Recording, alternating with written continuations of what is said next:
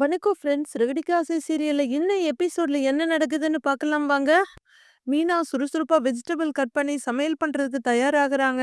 இத வேடிக்கை பார்த்துட்டு இருக்க ஸ்ருதி அவங்க எப்போ வருவாங்களான்னு கேட்க, தெரியலங்க அவரு கூட்டிட்டு வரேன்னு சொல்லியிருக்காரு அப்படின்னு மீனா சொல்ல, அப்ப இன்னைக்கு நிறைய ஸ்பெஷல் ஐட்டம்லாம் இருக்கு அப்படிங்கிறாங்க ஸ்ருதி. வெளிநாட்டுல இருந்து வர்றாங்கல்ல, நல்லா சாப்பிட வைக்கணும்னு அவரு சொன்னாரு அப்படின்னு மீனா சொல்லிட்டு வெஜிடபிள் கட் பண்ணிட்டு இருக்காங்க. இவ்வளத்தையும் குக் பண்ணிடுவீங்களா? இல்ல ரவிக்கு கால் பண்ணி வர சொல்லட்டுமான்னு ஸ்ருதி கேக்குறாங்க. ஐயோ இல்ல வேண்டாம் ஸ்ருதி. அதெல்லாம் நானே பாத்துக்குவேன்னு மீனா சொல்றாங்க. நீங்க எப்படி மீனா இவ்ளோ வேலை செய்றீங்க? பூ குடுக்க போறீங்க, டெக்கரேஷன் வேலையெல்லாம் பண்றீங்க, வீட்ல இருக்க வேலையும் செய்றீங்க. நான்லாம் கண்டினியூவஸா 2 ஹவர்ஸ் டப்பிங் பண்ணாலே டயர்ட் ஆயிடுவேன். அப்புறம் 1 ஹவர் பிரேக் எடுத்து ஜூஸ் எல்லாம் குடிச்சிட்டு தான் ஒர்க்கே பண்ணுவேன். நீங்க எப்படி இவ்ளோ வேலை செய்றீங்க? How is it possible? டயர்டா இருக்காதான்னு ஸ்ருதி கேக்குறாங்க.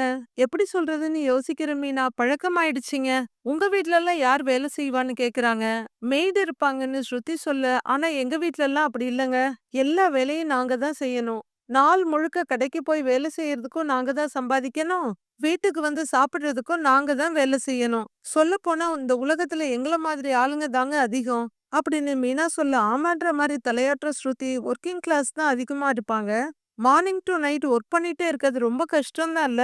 அப்படின்னு ஸ்ருதி சொல்ல மீனா ஒரு சிரிப்பு சிரிச்சுக்கிறாங்க. இந்த மாதிரி எந்த கஷ்டமும் தெரியாம தான் வளர்ந்தேன். என் அம்மா என்னைய சின்ன வேலை கூட செய்ய விட்டது இல்லைங்கிறாங்க ஸ்ருதி. நீங்க அவங்களுக்கு ஒரே பொண்ணு, செல்லமான பொண்ணு. அதுவும் இல்லாம வேலை செய்யணும்னு உங்களுக்கு அவசியமே இல்லைல்ல? அப்படின்னு மீனா சொல்ல, இந்த வீட்ல எல்லா வேலையும் நீங்களே செய்யணும்னு ஒன்னும் அவசியம் இல்லையே மீனா. வேணும்னா ஒரு சர்வன்ட் மெய்ட் சேர்த்துக்கலாம்ல? அப்படின்னு ஸ்ருதி சொல்ல, வேலைக்கு ஆள் எடுக்கலான்னு சொல்றீங்களா? அப்படின்னு மீனா கேக்குறாங்க.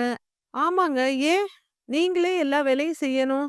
அப்படின்னு ஸ்ருதி கேக்குறாங்க. நான் இந்த வீட்டுக்கு வர்றதுக்கு முன்னாடி ஒருத்தங்க வேலைக்கு இருந்தாங்களாம். அப்படின்னு மீனா சொல்ல, அப்படியான்னு சர்ப்ரைஸா கேக்குறாங்க ஸ்ருதி. இப்பதான் நான் கேள்விப்படுறேன். ரவி கூட சொல்லலையே. அப்புறம் என்னாச்சுன்னு இன்ட்ரெஸ்டிங்கா கேக்குறாங்க ஸ்ருதி. நான் இங்க வந்த அடுத்த நாளே அத்தை அவங்கள வேலையை விட்டு நிப்பாட்டிட்டாங்க. அப்படின்னு மீனா சொல்ல, புதுசா ஒருத்தங்கள சேர்த்திருக்கலாம்ல? அப்படின்னு கேட்க ஒரு பார்வை பாக்குற மீனா, அது நடக்காதுங்க அப்படிங்கிறாங்க. ஏன்னு ஸ்ருதி கேட்க, அத சொன்னால அத்தை வேண்டான்னு தான் சொல்லுவாங்க அப்படின்னு மீனா சொல்ல, அப்படியா ஏன் அப்படின்னு கேக்குறாங்க ஸ்ருதி. மீனா ரொம்பவே வருத்தத்தோட, அவங்கள பொறுத்தவரையிலும் சம்பளம் வாங்காத ஒரு வேலைக்காரி நான் இருக்கேன்ல இங்க அப்படின்னு ரொம்பவே தாழ்ந்த குரல்ல சொல்ல, ஏன் மீனா அப்படி சொல்றீங்க அப்படின்னு ஸ்ருதி கேக்குறாங்க. அத்தைய பொறுத்த வரைக்கும் இந்த வீட்ல நான் அப்படி ஒருத்தி தானே அப்படின்னு மீனா சொல்ல, மீனா அவங்க அப்படி நினைச்சாங்கன்னா அது ரொம்ப தப்பு. நீங்களும் இந்த ஃபேமிலில ஒருத்தவங்க. அதுவும் இல்லாம நீங்க ஒண்ணும் இந்த வீட்ல சும்மா உட்கார்ந்துகிட்டு இல்லையே. நீங்களும் ஒரு வேலை செஞ்சு இந்த வீட்டுக்குன்னு ஒரு ஷேர் குடுத்துட்டு இருக்கீங்கல்ல? அப்படின்னு ஸ்ருதி சொல்றாங்க. இதெல்லாம் போய் அத்தைகிட்ட சொல்ல முடியுமா? அப்படின்னு மீனா சொல்ல, ஆன்ட்டி இந்த மாதிரி எல்லாம் என் முன்னாடி பேசுனாங்கன்னா நான் திட்டி விட்டுருவேன். போய் அவங்கள கேக்குறேன்னு வேகமா எழுந்திருக்கிறாங்க ஸ்ருதி. உடனே அவங்க கைய தடுக்கிற மீனா, ஏங்க இருங்க இருங்க சும்மா இருங்க. அவங்க உங்கள எதுவும் சொல்ல மாட்டாங்க. அந்த கோவத்தையும் என்கிட்ட தான் காட்டுவாங்க. அப்படின்னு மீனா சொல்ல, முதல்ல நீங்க உங்கள அப்படி நினைக்காதீங்க. இந்த ஃபேமிலில எல்லாருமே ஈக்குவல் தான். நான் உங்கள என்னோட சிஸ்டர் மாதிரி தானே பார்க்குறேன். அப்படின்னு ஸ்ருதி சொல்ல, அது எனக்கு தெரியாதாங்க. அத்தைக்கு இப்ப வரையிலும் என்னைய மருமகளா ஏத்துக்க மனசு வரல. ஒரு நாள் ஏத்துப்பாங்கன்னு நினைக்கிறேன். எனக்கும் அவங்க பேசும்போதெல்லாம் கோவம் வரும் தான். அப்படின்னு மீனா சொல்லிட்டு இருக்கும்போதே விஜயா அங்க வர்றாங்க. வாங்க ஆன்ட்டின்னு ஸ்ருதி சொல்ல, என்ன பண்ணிட்டு இருக்கீங்க? அப்படின்னு கேட்டுக்கிட்டே பக்கத்துல வர்றாங்க விஜயா. அவங்க சமைக்கிறதுக்கு ரெடி பண்ணிட்டு இருக்காங்கன்னு ஸ்ருதி சொல்ல, ஏய் என்னடி ஏதாவது கல்யாணத்துக்கு சமைக்க போறியா? இவ்வளவு காய்கறி வாங்கிட்டு வந்திருக்க? அப்படின்னு விஜயா கேக்க, இன்னைக்கு அவர் வீட்டுக்கு சாப்பிட 2 பேர கூட்டிட்டு வரேன்னு சொல்லியிருக்காருங்க அத்த. அவங்களுக்கும் சேர்த்து சமைக்க சொன்னாருங்கிறாங்க மீனா. யார கூட்டிட்டு வரேன்னா? அதுவும் என்ன கேட்காம நீங்களா ஒரு முடிவு பண்ணுவீங்களா? உங்க இஷ்டத்துக்கு ஆடிட்டு இருக்கீங்க? அப்படின்னு விஜயா கேட்க, அவங்க மலேசியால இருந்து வந்திருக்காங்களாம்.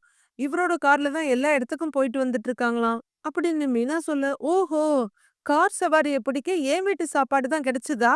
இது என்ன ஹோட்டலா? அப்படின்னு கோவமா விஜயா கேட்க, அவர் வந்த உடனே கேட்டு சொல்றேன் அத்த. அப்படின்னு சொல்லிட்டு மீனா வெஜிடபிள கட்ட விஜயாவுக்கு முகம் சுண்டி போயிருது. ஸ்ருதியால சிரிப்ப அடக்க முடியல. உடனே விஜயாவோட பார்வை ஸ்ருதி பக்கமா திரும்ப அவங்க சிரிப்ப நிறுத்திக்கிறாங்க. வந்த உடனே 1க்கு 2ஆ கோல் மூட்டணும், அவன் என்னைய சத்தம் போடணும். அதானே ஒண்ணும் தேவையில்ல, நானே அவன்கிட்ட பேசிக்கிறேன். அப்படிங்கிற விஜயா வேகமா அங்கிருந்து ஹாலுக்கு வர, என்ன விஜயா? சத்தம் தெரு வரைக்கும் கேக்குது. அப்படின்னா நம்மளை கேக்குறாரு. எல்லாம் உங்க பையன் பண்ற வேலைதாங்க. நம்மள கேட்காம யாரையோ சாப்பிட கூப்பிட்டுருக்காங்க.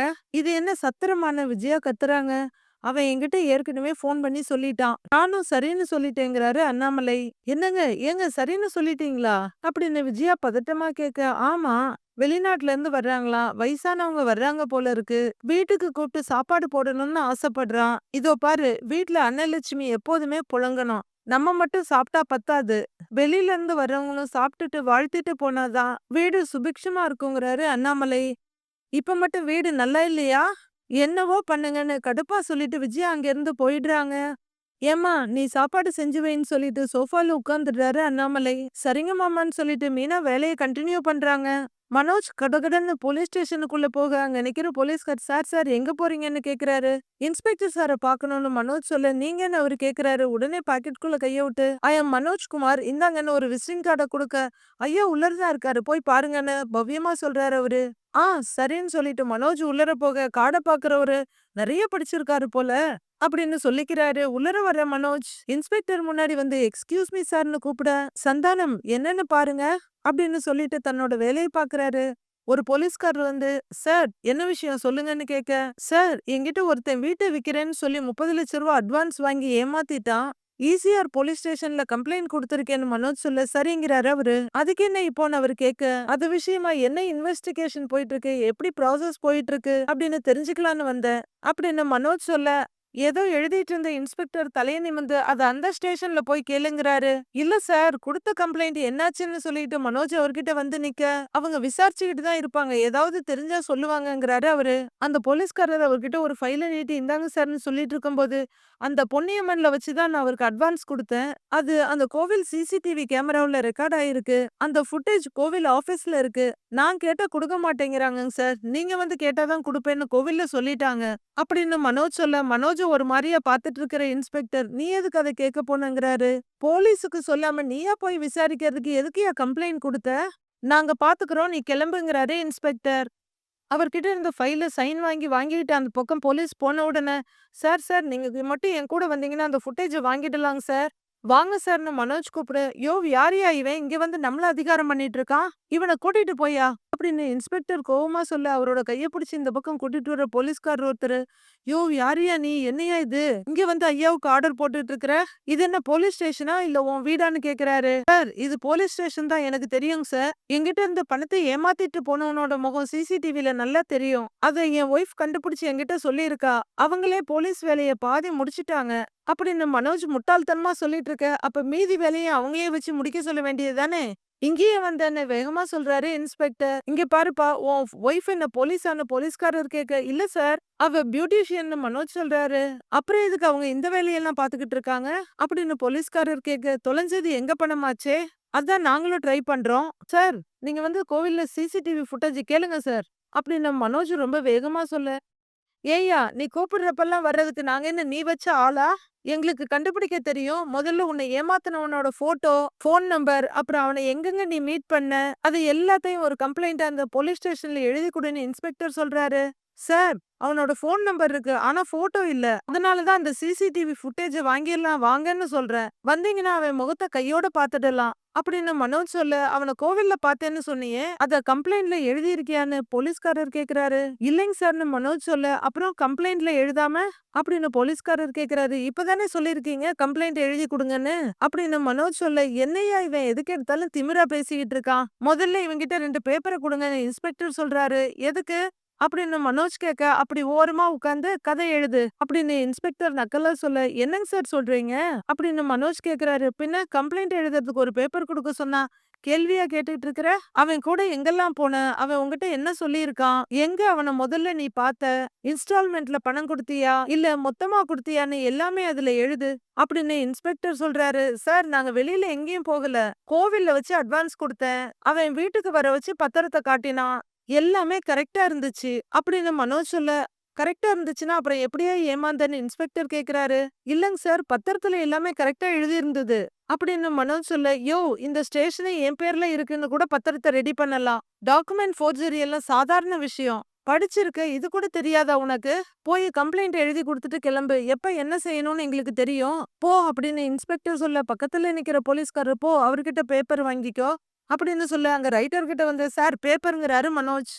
இந்தாங்க நான் ஒரு பேப்பரை கொடுக்க சார் கம்ப்ளைண்ட் இங்கிலீஷ்ல எழுதணுமா தமிழ்ல எழுதணுமான்னு கேக்குறாரு மனோஜ். உனக்கு எதுல தெரியுமா அதுல எழுது அப்படின்னு அவரு சொல்ல எனக்கு தமிழும் தெரியும் இங்கிலீஷும் தெரியுமேங்க சார்ங்கிறாரு மனோஜ். இப்ப தமிழ்லயே எழுது அப்படின்னு அவரு சொல்ல சார் பென் அப்படின்னு மனோஜ் கைய நீட்ட அவரு பேனா குடுக்குறாரு. உடனே அங்கேயே டேபிள்ல குனிஞ்சி அன்புடையீர் வணக்கம் அப்படின்னு எழுதுறாரு. இத பாத்துக்கிட்டு இருக்க ரைட்டர் யோ என்னையா அன்புடையீர்னு எழுதுற கல்யாண பத்திரிக்கையா எழுதுற அப்படின்னு அவரு கேட்க இந்த மாதிரி கம்ப்ளைண்ட் லெட்டர்லாம் எப்படி எழுதணும்னு எனக்கு தெரியாதுங்கிறாரு மனோஜ். அத ஃபர்ஸ்ட்லயே சொல்ல வேண்டியதானே ஃப்ரண்ட்ல உன் பேரையும் அட்ரஸையும் எழுது டூல இன்ஸ்பெக்டர் ஆஃப் போலீஸ்னு இந்த அட்ரஸ் எழுது அப்படின்னு அவர் சொல்லிட்டு அவர் வேலையை பார்க்க பேப்பரை திருப்பி வச்சு மனோஜ் எழுத ஆரம்பிக்கிறாரு.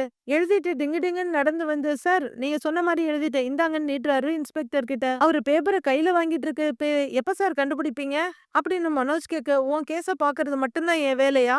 ஆ கூப்பிடும் போது வா அடிக்கடி எல்லாம் இங்க வரக்கூடாது கிளம்புன்னு சொல்ல மனோஜ் ஒரு மாதிரியா பாத்துக்கிட்டே மெதுவா திரும்பி நடக்கிறாரு.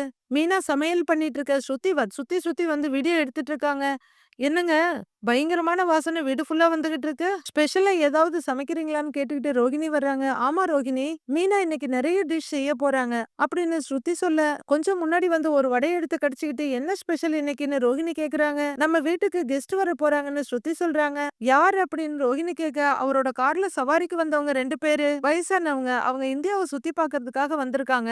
அவருக்கு 60வது பிறந்த நாளாம். அதுக்கு கோவிலுக்கு வந்து அர்ச்சனை பண்ணணும்னு வேண்டிக்கிட்டாங்களாம். நான் அந்த கோவில்ல அதுக்கான ஏற்பாடெல்லாம் பண்ணி கொடுத்தேன். இப்பவும் அவங்கள தான் இங்க சாப்பிட கூட்டிட்டு வர போறாரு அப்படின்னு மீனா சொல்ல இதோ இந்த ஒண்ணு ஆஃபர் கொடுப்பாங்கல்ல ஒண்ணு வாங்கினா ஒண்ணு ஃப்ரீன்னு அந்த மாதிரி முத்து கார்ல ஏறினா சாப்பாடு ஃப்ரீன்னு ஆர்டர் பண்ணிட்டாரா அப்படின்னு ரோஹிணி நக்கலா கேட்டுட்டு இருக்க மீனா ஒரு பார்வை பார்த்துட்டு திருப்பி சமையல் பண்ணிட்டு இருக்காங்க.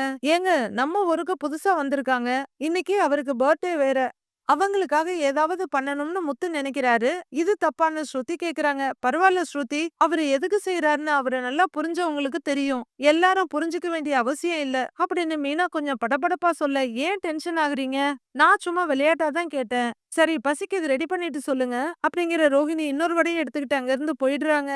மீனாவும் ஸ்ருதியும் போறவங்களையும் முறைச்சிட்டு நிக்கிறாங்க. முத்து வீட்டு முன்னாடி வந்து காரை நிறுத்திட்டு இறங்க அவங்க 2 பேரும் இறங்குறாங்க. வாங்க சார் வாங்கம்மா இதுதான் நம்ம வீடுங்கிறாங்க.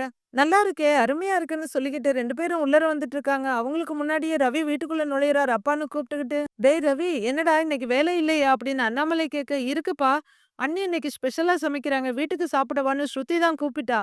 நான் சாப்பிட்டு கிளம்பிடுவேங்கிறாரு ரவி. அப்ப அங்க வர்ற விஜயா ஏண்டா நீயே ஹோட்டல்ல தான் வேலை பாக்குற அங்க செய்யாததா இங்க செஞ்சிட போறா அப்படின்னு விஜயா கேட்க இருந்தாலும் அண்ணி சமைக்கிற மாதிரி வருமாமா அப்படின்னு ரவி சொல்லிட்டு இருக்கும்போதே அப்பா வந்துட்டாங்க அப்படின்னு சொல்லிக்கிட்டு அவரோட சூட்கேஸோட முத்து உள்ளர வர்றாரு. வந்துட்டாங்களா அப்படின்னு எழுந்து நிக்கிறாரு அண்ணாமலை. வாங்க சார் இது எங்க அப்பா சென்ட்ரல் கவர்மெண்ட்ல ட்ரெயின் என்ஜின் டிரைவரா இருந்தாரு அப்படின்னு முத்து சொல்ல 2 பேரும் அவருக்கு வணக்கம் சொல்றாங்க. இது என் சம்சாரம் பேரு விஜயான்னு அவரு சொல்ல போனா போதுன்னு ஒரு வணக்கத்தை போடுறாங்க விஜயா. அவங்களும் வணக்கம் சொல்றாங்க. உட்காருங்க சார் அண்ணாமலை முத்துவும் சொல்ல ஹஸ்பண்ட் அண்ட் ஒய்ஃப் உட்காருறாங்க. முன்ன பின்ன தெரியாதவங்க வீட்டுக்கு வந்துட்டோமேன்னு நினைச்சுக்க வேண்டாம் அப்படின்னு வந்தவர் சொல்ல அப்படிலாம் ஒண்ணும் இல்லைங்க. முத்து சொன்னா வெளிநாட்டுல இருந்து வந்திருக்கீங்கன்னு நம்ம மொழி தெரிஞ்ச எல்லாருமே நமக்கு சொந்தம் தானே அப்படின்னு அண்ணாமலை சொல்ல ரொம்ப அருமையான பையனை வளர்த்திருக்கீங்க சார் அப்படின்னு பெரியவர் சொல்ல அண்ணாமலை ரொம்ப சந்தோஷமா முத்துவை பாக்குறாரு. ரவி அவரை பாக்குறாரு. அண்ணாமலை திரும்பி விஜயாவை பார்க்க விஜயா வேற பக்கம் முகத்தை திருப்பிக்கிறாங்க. இந்த ஊர்ல எங்களுக்கு அவ்வளவா எதுவும் தெரியாது உங்க பையன் தான் கூடவே இருந்து பாத்துக்கிட்டாரு அப்படின்னு அந்த அம்மா சொல்றாங்க. ஆமாங்க சார் எங்களை டிராப் பண்ணிட்டு அவர் பாட்டுக்கு போயிருக்கலாம் பட் எங்களுக்கு தேவையானதெல்லாம் செஞ்சு கொடுத்தாரு. ஒரு தாய் தகப்பனுக்கு எப்படி பிள்ளைங்க பாசமா செய்வாங்களோ அது மாதிரி கூடவே இருந்து பாத்துக்கிறாருன்னா பாத்துக்கோங்களேன் அப்படின்னு பெரியவர் சொல்ல அண்ணாமலை இப்பவும் விஜயாவை பாக்குறாரு. விஜய் அந்த பக்கம் பாக்குறதுக்கு தயாரா இல்ல முகத்தை அந்த பக்கமே பர்மனண்டா திருப்பி வச்சுக்கிறாங்க. தம்பி ஒரு தாம்பாலம் கொண்டு வர சொல்லுன்னு அந்த அம்மா சொல்ல மீனா அப்படின்னு முத்து கூப்பிட மீனா வர்றாங்க. வந்துட்டாங்கன்னு சொல்ல வாங்க வாங்க வணக்கம் அப்படின்னு மீனா வந்து கும்பிடு போட்டுட்டு நிக்க போய் ஒரு தாம்பாளத்தட்டு எடுத்துட்டு வா மீனாங்கிறாரு முத்து. ஸ்ருதி அங்க வந்து நிக்க சார் இது என் தம்பி ரவி இது அவன் ஒய்ஃப் பலக்குரலுங்கிறாரு முத்து.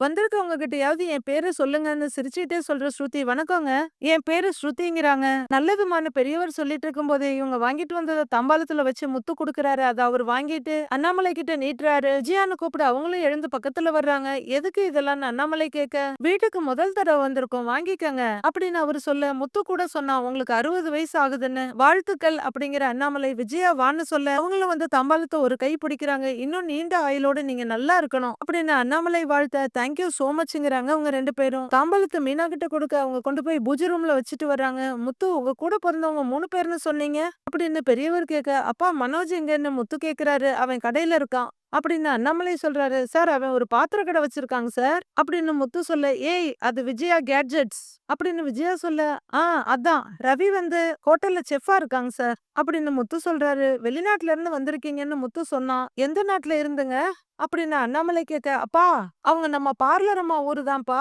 மலேசியால இருந்து வந்திருக்காங்க அப்படின்னு முத்து அசால்ட்டா சொல்ல, அப்பதான் வெளியே வரலான்னு கதவு திறக்க போன ரோகிணி இத கேட்ட உடனே இடி விழுந்த மாதிரி அப்படியே திரும்பி நின்னுறாங்க. அதுவரையிலும் யாரோ என்னமோன்னு சுவாரஸ்யம் காட்டாம இருந்த விஜயா ஆன்னு அவங்கள பாக்குறாங்க. ஆ மலேசியாவா, எங்க மூத்த மருமகளும் மலேசியா தான் அப்படின்னு விஜயா பரவசமா சொல்ல, தம்பி சொன்னாரு அப்படின்னு அந்த லேடி சொல்றாங்க. அப்ப நீங்க எல்லாரும் ஒரே ஊர் தான் அப்படின்னு விஜயா சொல்ல, என்னப்பா மலேசியான்னு சொன்னவன ஒரே ஊர்னு சொல்லிட்டாங்க அப்படின்னு முத்து சொல்ல, நொடிச்சுக்கிற விஜயா, என் மருமக பெரிய கோடீஸ்வரி, அவங்க அப்பா மலேசியாவுல பெரிய பணக்காரரு அப்படின்னு விஜயா அளந்து விட்டுட்டு இருக்க. அப்படியா, மலேசியாவுல அவர் எந்த இடம்னு கேக்குறாரு வந்திருக்கவரு. உலர ரோகிணிக்கு பிரஷர் ஏறிட்டு இருக்கு. மலேசியா தானே விஜயா சொல்ல, நாங்க இப்ப மலேசியாவுல கிளாங்ன்ற ஒரு சிட்டில இருக்கோம். உங்க மருமக அங்க எங்க இருக்காங்க அப்படின்னு அந்த லேடி கேட்க, அது அது ஏதோ சொல்லுவாங்களே, அங்க 2 பெரிய கட்டடம் இருக்குமே அப்படிங்கிற விஜயா ஸ்ருதி கிட்ட திரும்பி, ஸ்ருதி அது என்னதுன்னு கேக்குறாங்க. அது பெட்ரோனஸ் டவர்னு ஸ்ருதி சொல்ல, அதுதாங்கிறாங்க விஜயா. ஓ கோலாலம்பூரா, அங்க எனக்கு நிறைய பேரை தெரியுமே அப்படின்னு அவரு சொல்ல, இங்க ரோகிணிக்கு பயத்தோட பாயிண்ட் ஏறிக்கிட்டே போகுது. அப்படிங்களா, இருங்க நான் என் மருமகளை கூப்பிடுறேன். ஏய் தள்ளிடான முத்துவ ஒதுக்கி விட்டுட்டு, ரோகிணி ரோகிணி வெளியே வாமா அப்படின்னு ஒரே பரவசமா கத்திக்கிட்டு ஓடுறாங்க விஜயா. ஐயோ இப்ப என்ன பண்றதுன்னு உலர ரோகிணி தவியா தவிச்சிட்டு இருக்காங்க. ரோகிணி அப்படின்னு கூப்பிட்டுக்கிட்டே திரும்பி அவங்க கிட்ட வந்து, நீங்க மலேசியால இருந்து வந்திருக்கீங்கன்னு தெரிஞ்சா அவ ரொம்ப சந்தோஷப்படுவா அப்படின்னு சிரிச்சுக்கிட்டே விஜயா சொல்ல, ஆமாமா அவங்கவங்க ஊர்க்காரவங்கள பார்த்தா ஒரு பற்று வரும் இல்லன்னு அண்ணாமலை சொல்றாரு. ஆமா ஆமான்னு வந்திருக்கிறவர் சொல்லிட்டு இருக்க, அது என்ன 10ன்னு கேக்குறாரு முத்து.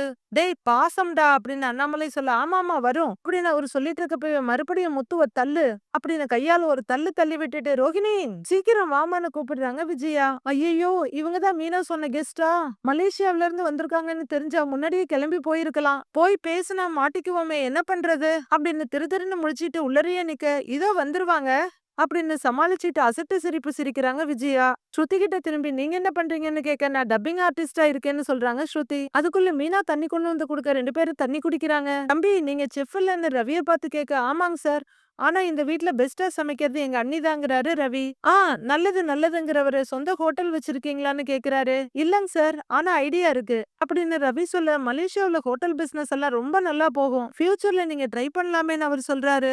எனக்கு கூட இன்டர்ன் முடிச்சப்ப மலேசியாவுல ஒரு ஹோட்டல்ல ஒர்க் பண்ண ஆஃபர் கிடைச்சது அப்படின்னு ரவி சொல்ல, அப்படியா சொல்லவே இல்லங்கிறாரு முத்து. அப்ப எனக்கு அங்க போற ஐடியா இல்ல அப்படின்னு ரவி சொல்ல, அங்க ரெஸ்டாரண்ட்ஸ் எல்லாம் ரொம்ப நல்லாவே போகும்பா, நிறைய டூரிஸ்ட் பிளேஸ் எல்லாம் இருக்குங்கிறாரு அவரு. டேய் அப்ப நம்ம மலேசியாலயே ஹோட்டல் ஆரம்பிச்சிடலாம்டா, சாருக்கு அங்க நிறைய பேர் வேண்டப்பட்டவங்க இருக்காங்க என்னங்க சார் அப்படின்னு முத்து கேட்க, ஆமாப்பா எனக்கு நிறைய ஃப்ரெண்ட்ஸ் இருக்காங்க அங்க, அதுவும் கோலாலம்பூர்ல என்னோட ஃப்ரெண்டோட ரெஸ்டாரண்டே இருக்கு அப்படின்னு அவர் சொல்ல, ரவியும் ஸ்ருதியும் ஒருத்தர் பாத்துக்கிறாங்க சிரிப்போட. என்ன இன்னும் உங்க மருமக வரலையான்ற மாதிரி அந்த லேடி விஜயாவை பார்க்க, ரோகிணி எவ்வளவு நேரம் ஆகுது சீக்கிரம் வா அப்படின்னு கூப்பிடுற விஜயா மறுபடியும் இவங்கள பார்த்து ஒரு அசட்டு சிரிப்பு சிரிக்கிறாங்க. இவங்க 2 பேரும் அந்த டோரையே பார்த்துட்டு இருக்காங்க. எல்லாருக்குமே ஒரு மாதிரியா இருக்கு, ஏன் இன்னும் பார்லரமா வரலன்னு. நம்ம வாயே திறக்க கூடாது, வாயை திறந்து பேசினா தானே மாட்டிக்குவோம் அப்படின்னு முடிவு பண்ற ரோகிணியை கொஞ்சம் காட்டன் எடுத்து வாய்க்குள்ள அடக்குறாங்க. ஒரு பக்கம் கன்னத்தை வீங்கின மாதிரி ரெடி பண்ணிட்டு பேக்க தூக்கி மாட்டிட்டு வெளியே வர்றாங்க. ரோகிணி கதவு திறக்க வாசப்படியிலேயே தவமா கிடக்குற விஜய், ஏய் ரோகிணி வா வா வா வா, உன் ஊர்ல இருந்து தான் வந்திருக்காங்க மலேசியாவுல இருந்து அப்படின்னு கைப்பிடியா கூட்டிட்டு வந்து நிறுத்திட்டு முகத்தை பாக்குறாங்க. ஏ ரோகிணி என்னாச்சு, ஏன் உன் கண்ணம் ஒரு பக்கமா வீங்கி இருக்கு அப்படின்னு விஜயா கேட்க, ஏதோ வாயில பயங்கரமான வலி இருக்க மாதிரி கன்னத்துல ஒரு பக்கம் கைய வச்சுக்கிறாங்க ரோகிணி. பல்ல காமிச்சு ஏதோ இப்படின்னு தலையாட்ட, என்ன சைகையில காமிக்கிற, கீழே விழுந்துட்டியான்னு அண்ணாமலை கேக்குறாரு. அப்படின்னு விஜயாவும் கேட்க, இல்லன்னு தலையாட்டுற ரோகிணி ஏதோ பல்லு வலின்ற மாதிரி ஜாட காட்டிட்டு இருக்காங்க. அண்ணாமலை புரியாம பாக்க, பல்லு வலியான விஜயா கேட்க, ஆமான்னு தலையாட்டுறாங்க ரோகிணி. இப்ப நல்லதானே இருந்த அப்படின்னு விஜயா கேட்க, முத்து மீனாவும் ஒரு பார்வை பாக்குறாரு. 2 பேரும் அத்தத்தோட ஏதோ ஒரு சைகை பண்ணிக்கிறாங்க. ஸ்ருதியும் ரவியும் கூட திகைச்சு போய் பாத்துக்கிட்டு நிக்கிறாங்க. ரோகிணி வலி தாங்க முடியாம கன்னத்துல கைய வச்சுட்டு முகத்தை சுருக்கிட்டு, "உ, அ, அ, ஊ ஆண்டி" அப்படின்னு சொல்றியா மாமா ரேஞ்சுக்கு பில்டப் கொடுத்துட்டு இருக்காங்க. நான் டாக்டர் கிட்ட போயிட்டு வரேன்ற மாதிரி அவங்க ஜாட காட்ட, இல்லம்மா ரோஹிணி இவங்க மலேசியாவுல இருந்து வந்திருக்காங்க, உங்க ஊரெல்லாம் நல்லா தெரியும்னு சொல்றாங்க. அதனால தானே நான் உன்னை கூப்பிட்டேன் அப்படின்னு விஜயா சொல்ல, ஆன்ட்டி டாக்டர் பார்க்க போகணும் அப்படின்னு ரோஹிணி பல்ல கடிச்சிட்டு சொல்ல, டாக்டர் கிட்ட போகணுமா அப்படிங்கிற விஜயா, ரோஹிணி நீ உங்க அப்பா பேரை சொல்லுமா, அவங்களுக்கு தெரியுதான்னு பார்க்கலாம். வீடு வீடு வீடு எங்க இருக்கு அப்படின்னு சைகையிலேயே சொல்ல ஆரம்பிக்கிறாங்க அவங்களும். ரோஹிணி வாயே திறக்க முடியாதுன்னு பயங்கரமா துடிக்க, மலேசியாவுல எந்த இடமான்னு கேக்குறாரு வந்திருக்கவரு. உங்க அப்பா பிசினஸ் பண்றாங்களான்னு அவரு கேட்க, வழியில வாயே திறக்க முடியாம நிக்கிறாங்க ரோஹிணி. அண்ணி ஹோட்டல் பிசினஸ் தானே நீங்க சொன்னீங்க அப்படின்னு ரவி கேட்க, ரோஹிணி அப்படியே தலைய வழியில இப்படியும் அப்படியே சாச்சிடுற மாதிரி நடிக்கிறாங்க. அப்படியா, ஹோட்டல் பேர் என்னன்னு அவரு கேட்க, ரோஹிணி வாயே திறக்க முடியாதுன்ற மாதிரி அல்சாட்டியம் பண்றாங்க. முத்து அப்படின்னு பாத்துட்டு இருக்காரு. இதெல்லாம் பாக்குற அண்ணாமலை, விஜயா அவளுக்கு பல்லு வலி அதிகமா இருக்கும் போல இருக்கு, ஆஸ்பத்திரிக்கு கூட்டிட்டு போயிட்டு வாங்குறாரு. நீ போயிட்டு வாமான்னு அண்ணாமலை சொல்ல, சடக்குன்னு திரும்பி போக போறாங்க ரோஹிணி. நில்லுமான்னு சொல்றவரு, நீங்க யாராவது கூட போறீங்களான்னு கேட்க, வேண்டாம் வேண்டாம் நானே போய்க்கிறேங்கிற மாதிரி சைகை காட்டுறாங்க ரோஹிணி. இவ்ளோ பெயின் வச்சுக்கிட்டு எப்படி தனியா போவீங்க, நானும் வரேன்னு ஸ்ருதி சொல்றாங்க. ஆமா ஸ்ருதி நீயும் போயிட்டு வா அப்படின்னு ரவி சொல்ல, ஸ்ருதி உள்ளர போறாங்க. ரோஹிணி நான் வேணா வரேமா உன் கூட அப்படின்னு விஜயா சொல்ல, வேணாம் வேணாம் நானே போய்க்கிறேன்ற மாதிரி அவங்க ஜாட காட்டுறாங்க. ஏய் என்னமா சொல்ற, நான் வரேன் உன் கூட அப்படின்னு விஜயா சொல்லிட்டு இருக்கும் போதே கடகடன்னு வெளியே ஓடுறதுக்கு ரெடி ஆகுறாங்க ரோஹிணி. தடுத்து நிறுத்துற விஜயா, இருமா நானும் வர்றேன், எதுக்கு தனியா போற அப்படின்னு புடிச்சு வச்சு பேசிட்டு இருக்க. இல்ல இல்ல நானே போய்க்கிறேன்னு ரோஹிணி ஆர்கியூ பண்ணிட்டு இருக்காங்க ஜாடையில. ரவி நான் போயிட்டு வரேன் அப்படின்னு ஹேண்ட்பேக்கோட ஸ்ருதி வர, இரு இரு நானும் வர்றேன் கூட அப்படின்னு விஜயா சொல்றாங்க. வாங்க போகலான்னு ஸ்ருதி சொல்ல, இவ வேற வர்றேங்கிறாளே அப்படின்னு ரோஹிணி யோசிச்சுட்டு இருக்கும் போதே, வாங்க ரோஹிணி வாங்க அப்படின்னு ரோஹிணியோட கையை பிடிச்சு கூட்டிட்டு போறாங்க ஸ்ருதி. ரோஹிணி வீட்டுக்குள்ள பாத்துட்டு படியில இறங்க, முத்து ஒரு சந்தேகத்தோட அப்படியே பாத்துட்டு தலையை சொரிஞ்சிட்டு நிக்கிறாரு. நாங்க வந்த நேரம் இப்படி ஆயிடுச்சு, எங்களுக்கு ரொம்ப சங்கடமா இருக்கு அப்படின்னு பெரியவர் சொல்ல, அதெல்லாம் ஒண்ணும் இல்லங்க சாப்பிடலாம், ஒரு 5 நிமிஷத்துல ரெடி ஆயிருங்கிறாங்க மீனா. சரிமான்னு அவரு சொல்லிட்டு இருக்க, முத்து மட்டும் யோசனையா பாத்துக்கிட்டு இருக்காரு. நாளைய ப்ரோமோல ஹாஸ்பிட்டல்ல வாய திறங்க, இன்னும் நல்லா வாய திறங்க அப்படின்னு டாக்டர் சொல்ல, ரோஹிணி வாய திறக்கிறாங்க. கூடவே ஸ்ருதி நிக்கிறாங்க.